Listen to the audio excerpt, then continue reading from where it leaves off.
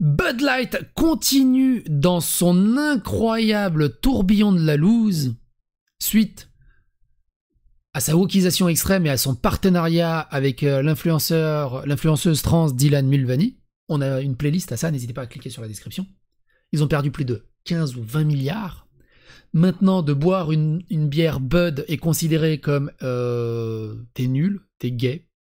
Plus personne veut en boire, parce qu'il faut savoir que la bière Bud Light est énormément réputée, que c'était une des bières number one des États-Unis. Elle a perdu son statut de bière number one également.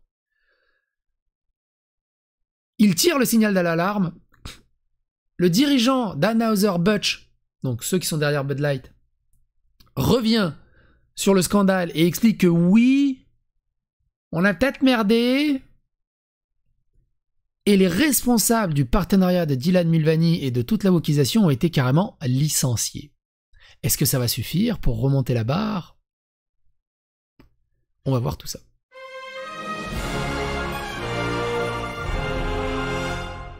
Attention, please. En vrai, c'est pas ouf la Bud. Mais c'est pas être ouf. Tu sais, c'est la bière, tu sais, un peu genre la bière du peuple, tu sais, genre la Kronenbourg, la Heineken, la 1664, ce genre de choses.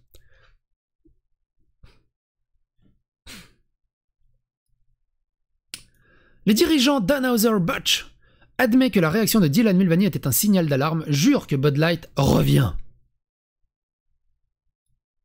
Un haut dirigeant d'Anheuser-Busch a parlé franchement du contre-coup que l'entreprise a reçu auprès de Bud Light, après que Bud Light se soit associé avec l'influenceur trans Dylan Mulvaney. Le directeur mondial du marketing du géant de la bière, Marcel Marcondes, est apparu lundi au Festival international des Lions de Cannes et a abordé le mouvement de boycott qui a pris feu plus tôt cette année après que Mulvaney a promu Bud Light sur les réseaux sociaux. Il est difficile de voir les débats controversés et diviseurs qui se sont déroulés aux États-Unis au cours des 2 dernières semaines impliquant de nombreuses marques et entreprises, y compris et surtout Bud Light, a déclaré Marcondes selon un rapport d'Adage. C'est difficile exactement parce que ce que nous faisons consiste à rassembler les gens. Ils ont tellement essayé de rassembler les gens qu'ils ont rassemblé 0,1% des gens. Et même ces 0,1% des gens les ont insultés. Marcondes a déclaré que l'incident était un appel au wokisme. Ah non, est un appel au réveil pour que les spécialistes du marketing comme lui soient très humbles en tant que division. Dans des moments comme celui-ci, lorsque les choses prêtent si facilement à la division et à la controverse, je pense que c'est un signal d'alarme important pour nous tous. Spécialistes du marketing, d'abord d'être très humble, c'est ce que nous faisons. Être très humble, et vraiment en nous rappelant ce que nous devrions faire mieux chaque jour. Ça s'appelle pas être très humble, ça s'appelle du damage control. Et de la langue de bois marketingesque. C'est-à-dire vraiment comprendre nos consommateurs. Ils avaient vraiment besoin de ça pour vraiment comprendre leurs consommateurs? Tu te fous de la gueule de qui? C'est-à-dire vraiment célébrer et apprécier chaque consommateur qui aime nos marques, mais d'une manière qui peut les faire être ensemble, pas séparés, a déclaré Marcondes à la foule du festival. Les ventes de Bud Light étaient devenues si mauvaises que le géant de la bière offrait des rabais de 15$ pour une caisse de 20$. Il les vendait 4$. T'imagines le bordel. Marcondes a poursuivi en insistant sur le fait que Bud Light assiégé fera son retour, affirmant que c'est une marque qui devrait rassembler les gens. C'est ce que Bud Light représente. Il existe pour rendre la bière facile à boire et facile à apprécier. C'est ce que nous ferons tous en tant qu'équipe pour aller de l'avant en tant que groupe. C'est ce que font les dirigeants, a déclaré Marcondes. Bud Light revient, il fait le tour du pays, renoue avec les consommateurs, avance. C'est ce que vous pouvez attendre de Bud Light aux États-Unis. Bud Light a subi une baisse massive de ses ventes ces derniers mois, après que Dylan Mulvaney a commencé à brancher la bière, envoyant même une canette avec l'image de la star TikTok dessus. Les choses n'ont fait qu'empirer pour la marque de la bière lorsque sa vice-présidente du marketing, Alyssa Heinerscheid, a balayé ses principaux consommateurs en disant que la publicité passée de Bud Light était fratty et out of touch of humor. En gros, ils n'avaient pas d'humour, elle était trop nulle. Il fallait la moderniser. Elle s'est fait dégager, elle s'est fait licencier, c'est dans les vidéos précédentes. Bud Light a perdu son statut de bière la plus vendue aux États-Unis, sa société mère Anheuser-Busch a perdu 27 milliards de dollars.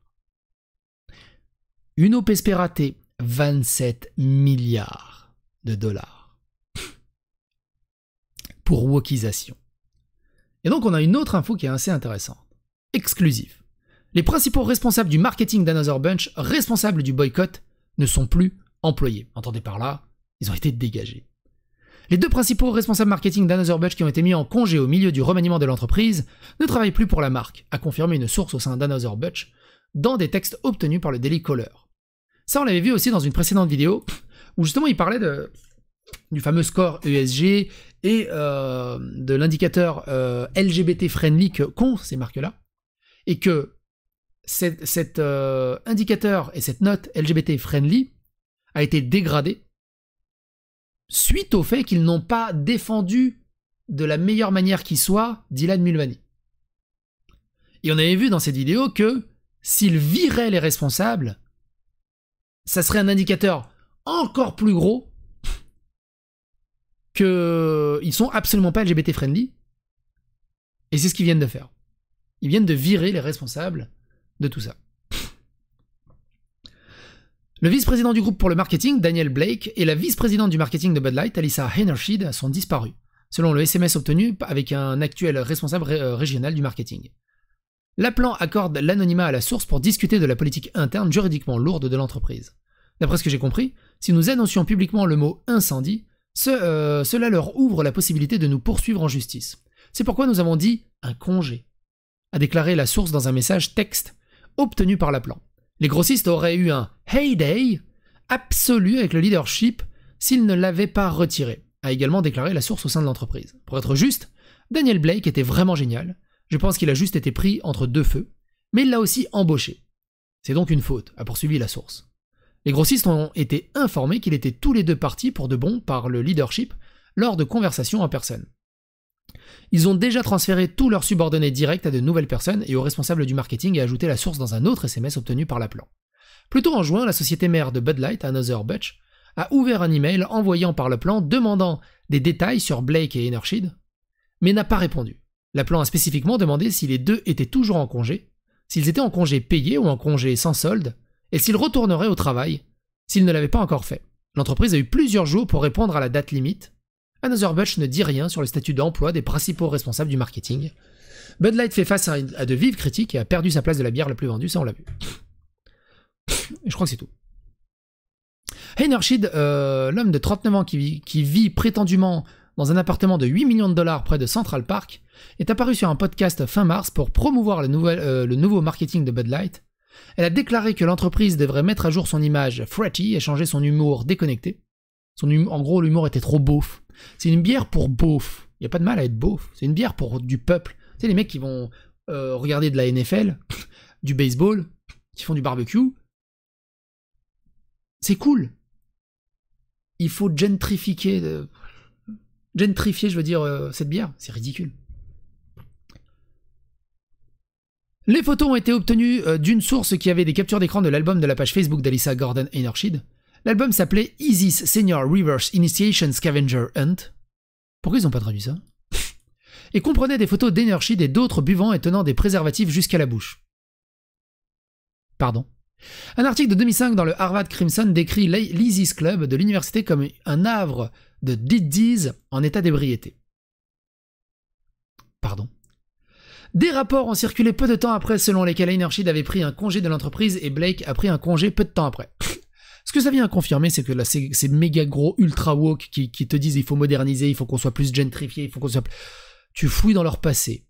Ils sont 18 000 fois plus vicieux et ont des comportements obscènes que des personnes lambda qui dénoncent, en fait. C'est tout le temps ça. C'est ça qui est ouf.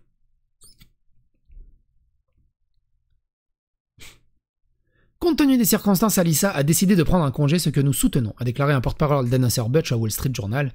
Daniel a également décidé de prendre un congé. L'appelant a contacté plusieurs fois le compte média d'Another Bunch au sujet de Blake et Heinerscheid, ne travaillant plus pour l'entreprise mais n'a pas reçu de réponse au moment de la publication. Mise à jour. Après le délai imparti, Another Bunch a communiqué la déclaration suivante et n'a répondu à aucune des questions posées par l'appelant. Compte tenu des circonstances, Alyssa a décidé de prendre un congé que nous soutenons. Dans l'intérêt de la sécurité et de la confidentialité de nos employés, nous ne fournissons aucune information supplémentaire. Daniel prend un congé dans l'intérêt de la sécurité et de la confidentialité de nos employés. Oui, bref. Bud Light toujours sous le choc du fiasco de Dylan Mulvaney. Go woke, get broke. Non, get woke, go broke. Mais là, de toute façon, on l'a vu. Le rabais, on en a parlé. Numéro 1 dizaine de milliards, on en a parlé. Tout cela passe qu'un diplômé d'Ivy League réveillé woke. Donc voilà, en fait, il faut un résumé de l'affaire, mais c'est pas spécialement pertinent de relire tout ça. Ça, c'est quoi? Ah oui. Bud Light offre de la bière gratuite pendant les vacances du 4 juillet à la suite du fiasco de Dylan Mulvaney.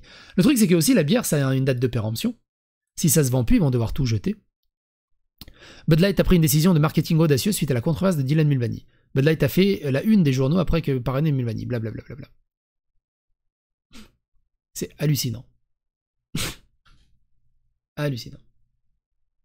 Le monde change et heureusement, en tant que société, nous devons être plus tolérants et inclusifs envers ceux qui s'identifient comme LGBTQ. Le problème, c'est que oui, le monde change, mais ça fait des décennies que tout le monde est ultra tolérant envers les LGBTQ. Par contre, il y a des pays où ils le sont pas, mais ça, vous en avez rien à battre. C'est facile de se battre pour leur inclusivité dans un monde et une société où ils sont déjà inclus, en fait.